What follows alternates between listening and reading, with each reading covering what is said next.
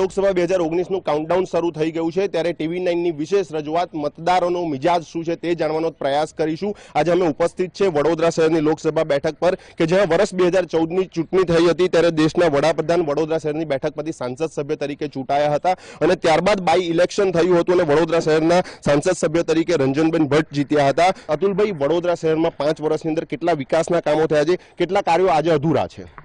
વિકાસના કાર્યો તમામ અધૂરા છે અને જોવા જઈએ કે વડોદરા શહેરની વિશ્વામિત્રી નદી, વડોદરા શહેરની વરસાદી ઘાસ, વડોદરા શહેરમાં આવેલા તમામ તળાવો જે કરોડો રૂપિયાના ખર્ચે બનાવ્યા, અત્યારે વડોદરા શહેરમાં ફક્ત મચ્છરો સાથે ગરીબોના ઝૂંપડા તોડીને જે આવાસો આપ્યા એ આવાસોમાં પણ મોટા ભ્રષ્ટાચાર થયા અને એ ગરીબો અત્યારે એ મકાનમાં કે આવાસમાં રહી શકતા નથી। એટલે વડોદરા શહેરનો વિકાસ બરાબર નોંધાય। અન્ય પણ યુવાનો છે, તમને લાગી રહ્યું છે કે 5 વર્ષના જે વિકાસના કામો થયા છે યુવાનોને રોજગારીની તકો મળી છે ખરી? હા, જરૂરથી કહી શકાય કે યુવાનોને રોજગારીની તકો પણ મળી છે અને તેની સાથે સાથે ધંધા પેટે લોન સ્વરૂપે પણ વડાપ્રધાન શ્રીએ બધી સ્કીમો મૂકેલી છે। સ્થાનિક પ્રશ્નો યુવાનોના કયા આજે વણ ઉકેલ્યા છે, આજે પણ કયા કામો યુવાનોના અધૂરા રહી ગયા છે? યુવાનોના કાર્યો કહીએ તો કોઈ અધૂરા રહી ગયા હોય એવું અમને લાગતું નથી। ચોક્કસથી યુવાનોનું કહેવું છે કે શિક્ષણ ક્ષેત્રે વિકાસ થયો છે। અન્ય યુવા મતદારો મારી સાથે છે, તેમની સાથે જાણીશું। એક યુવા મતદાર આપ છો, દેશનું ભાવિ આપ હવે નક્કી કરવાના છો। વડોદરા શહેરના કયા પ્રશ્નો આજે વણ ઉકેલ્યા છે, કેટલો વિકાસ થયો છે? શિક્ષણ ક્ષેત્રે કોઈ નવી યુનિવર્સિટીઝ મળી છે ખરી? શિક્ષણ ક્ષેત્રે અનામત, બીજું અહીંયા રેલવે યુનિવર્સિટી, એટલે આ બધા કામ વડોદરા લેવલે અને રાષ્ટ્રીય લેવલે થયા છે।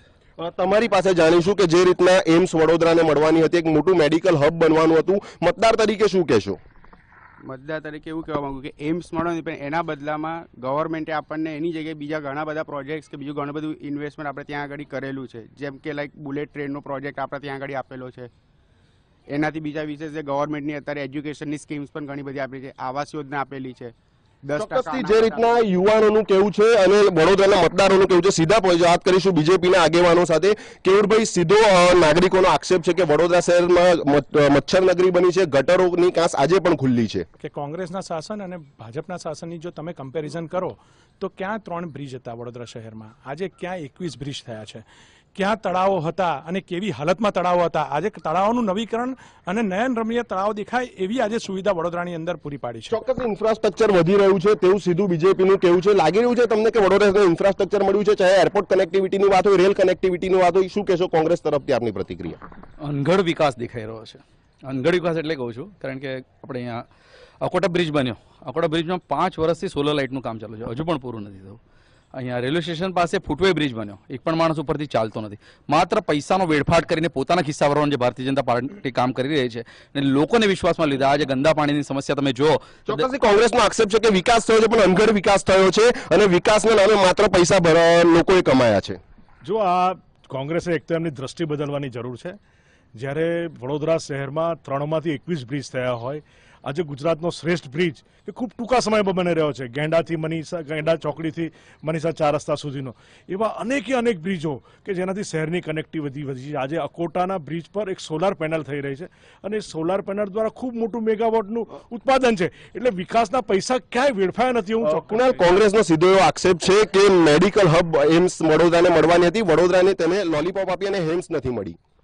પહેલાં તો હું કહીશ કે વડોદરા, સુરત, બોમ્બે, અમદાવાદના માર્ગ પર કનેક્ટિવિટી પણ સારી છે અને હોસ્પિટલો પણ છે। એની કમ્પેરમાં રાજકોટને ફાળવવામાં આવી છે, એનું કારણ એવું છે કે કચ્છથી લઈને કાઠિયાવાડમાં જે એટલી સારી હોસ્પિટલ અત્યારે અવેલેબલ નથી, તો એના લોકોને વધારે લાભ થાય। હા, એમ્સ મળે એવી આપણી ઈચ્છા હતી, પરંતુ જોઈએ તો કદાચ રાજકોટને વધારે જરૂર હશે એવું માનીને ત્યાં આપવામાં આવી છે। બીજું કે આજે જનતા જનાર્દન લોકશાહીમાં સર્વોપરી છે।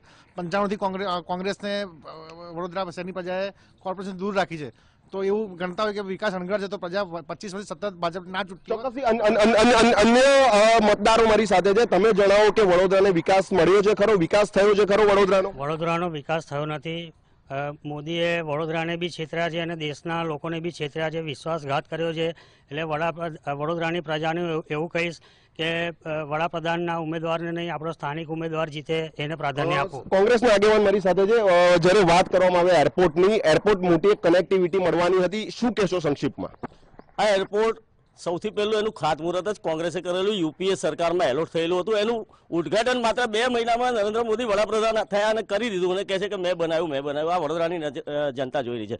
ચોક્કસ વિકાસ થયો છે હું કહી શકીશ, પણ ભ્રષ્ટાચારનો વિકાસ થયો છે. 21 પુલ બનાયા, પ્રાથમિક સુવિધાનું શું, પ્રાથમિક આરોગ્યનું શું, શિક્ષણનું શું, પાણીનું શું, આ બધું નથી. પણ ભ્રષ્ટાચાર કરવો હોય તો પુલો બાંધવા પડે, ભ્રષ્ટાચાર કરવો હોય તો રોડો બનાવવા પડે. ચોક્કસથી ભ્રષ્ટાચાર કરવો હોય તો પુલો બાંધવા પડે અને એર કનેક્ટિવિટીની વાત આવી રહી છે. સ્મિત, વડોદરા શહેરનું ઇન્ટરનેશનલ એરપોર્ટ નથી મળ્યું, ચોક્કસપણે આક્ષેપ છે. અને જો આ એ મળવામાં આવ્યું તો મહારાજાનું નામ નથી આપ્યું. આપનું શું માનવું છે? સૌથી પહેલા કેટલી ફ્લાઇટ હતી અને હાલમાં સાંસદ રંજનબેન ભટ્ટની રજૂઆતથી ઘણી બધી ફ્લાઇટ કનેક્ટિવિટી વડોદરાને અન્ય સ્ટેટ સાથેની મળેલી છે. ચોક્કસથી વડોદરાને કનેક્ટિવિટી મળી છે. અંતિમ સવાલ કે વડોદરાનો વિકાસ થયો છે તેવો ભાજપનો આક્ષેપ છે. કોંગ્રેસ તરફથી આપ શું કહેશો?